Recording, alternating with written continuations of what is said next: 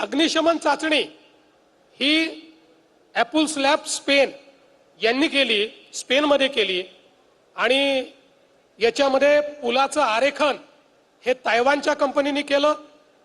Verification consultant ऑस्ट्रियाचे होते आणि cable expert हे सिंगापूरचे होते.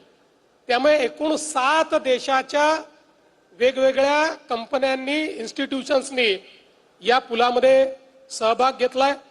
प्रकल्प अभियंता PNLB कन्सल्टंट होते, विकॉन लिमिटेडनी संरेखन केलं आणि वेन्झेलनी व्हेरिफिकेशन कन्सल्टंट म्हणून काम केलं, VSLनी केबल एक्सपर्ट म्हणून काम केलं. आणि यासोबत जवळपास याच्यामध्ये सुरक्षिततेला सर्वाधिक प्राधान्य देण्यात आलेलं आहे.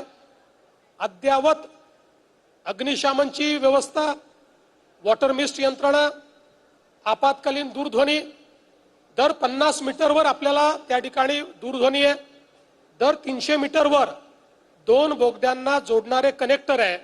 म्हणजे एखाद्या बोगद्यात दुर्घटना घडली तर दुसऱ्या बोगद्यातनं इव्हॅक्युएशन करता येईल अशी व्यवस्था आहे. 24 तास CCTVचं याच्यावर देखरेख आहे. नियंत्रण कक्ष आहे. हवा खेळती राहावी म्हणून स्पेशल अशा प्रकारचं व्हेंटिलेशन याच्यामध्ये आहे. आणि लेनची शिस्त पाळली जावी याकरता इंटेलिजंट ट्रॅफिक मॅनेजमेंट सिस्टीम आहे. आता आम्ही लेनची शिस्त पाळली नाही, कारण आमच्या पुरतं ते बंद केलं होतं आणि आम्हाला पूर्ण लेन सगळ्या बघायच्या होत्या. पण आता याच्या पुढे ते सुरू राहील आणि जो लेनची शिस्त बिघडवेल त्याला ऑटोमॅटिक त्याच्या घरामध्ये एक मोठं चालान मिळेल जे त्याला भरावं लागेल. त्यामुळे लेनची शिस्त सर्वांनी पाळावी अशा प्रकारची आपल्या सर्वांना विनंती आहे. आपल्याला माहिती आहे की अतिशय डिफिकल्ट टेरेनमध्ये संपूर्ण हे काम करण्यात आलं. दऱ्याखोऱ्यांमध्ये, जंगलांमध्ये यंत्रसामुग्री नेणं हे अतिशय कठीण काम या ठिकाणी होतं. आणि मला असं वाटतं की जे आपले कंत्राटदार आहेत, नयुगा असतील किंवा इतर सगळे कंत्राटदार आणि त्यासोबत MSRDCच्या टीमने अतिशय उत्तम काम या ठिकाणी केलंय. मी गायकवाड आणि त्यांच्या संपूर्ण टीमचं अतिशय मनापासून अभिनंदन करतो की अतिशय डिफिकल्ट अशा परिस्थितीत काम केलं. आणि त्यांच्यासोबत जे आमचे PWDचे सगळे अधिकारी आहेत, विशेषतः आता मनीषा अप्पर मुख्य सचिव होत्या, आता मिलिंद अप्पर मुख्य सचिव आहेत आणि त्याच्यापूर्वीही जे आमचे सचिव होते, त्या सगळ्यांनी याच्यामध्ये अतिशय उत्तम काम केलेलं आहे. त्या सगळ्यांचं मी अतिशय मनापासून अभिनंदन करतो. विशेषतः कोविडच्या काळामध्ये या कामाला खूप अडचणी आल्या, पण कोविड संपलं. म्हणजे कोविडमध्ये डबल अडचणी होत्या.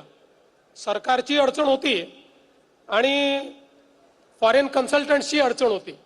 पण कोविड संपल्यानंतर पुन्हा आमचं महायुतीचं सरकार आलं, शिंदेसाहेब मुख्यमंत्री झाले आणि सुसाट वेगाने आम्ही पुन्हा याचं काम सुरू केलं. आणि मला अतिशय आनंद आहे की आता हे काम आम्ही पूर्ण केलेलं आहे. जवळपास 7,181 कोटी रुपये या प्रकल्पाकरता लागलेले आहेत आणि एक इंजिनिअरिंग मार्वल हे आपण या ठिकाणी तयार करू शकलो आहोत. आणि म्हणूनच खरं म्हणजे मला आज मुंबईहून पुण्याकडे जाणाऱ्या प्रवाशांची माफी मागायची आहे की त्यांना आज ट्रॅफिक जॅमचा सामना करावा लागला. बरेच लोक ट्रॅफिकमध्ये अडले. आमच्या सुप्रियाताई देखील ट्रॅफिकमध्ये अडल्या होत्या. त्यामुळे त्यांनी देखील एक व्हिडिओ त्या ठिकाणून केला आणि त्यांचा संदेश देखील आमच्यापर्यंत पोहोचला. मी सुप्रियाताईंना सांगू इच्छितो की सुप्रियाताई, तुम्ही शेवटल्यांदा ट्रॅफिकमध्ये अडलात. आता कनेक्टिंग लिंक झालेली आहे. त्यामुळे पुढच्या वेळेस तुम्ही ज्यावेळी मुंबईहून पुण्याला, पुण्याहून मुंबईला जाल त्यावेळी तुम्हाला ट्रॅफिकमध्ये अडण्याची कधी वेळ येणार नाही. अशा पद्धतीचं काम जे तुमच्या सरकारने थांबवलं होतं किंवा बंद केलं होतं ते आमच्या महायुतीच्या सरकारने या ठिकाणी करून दाखवलेलं आहे.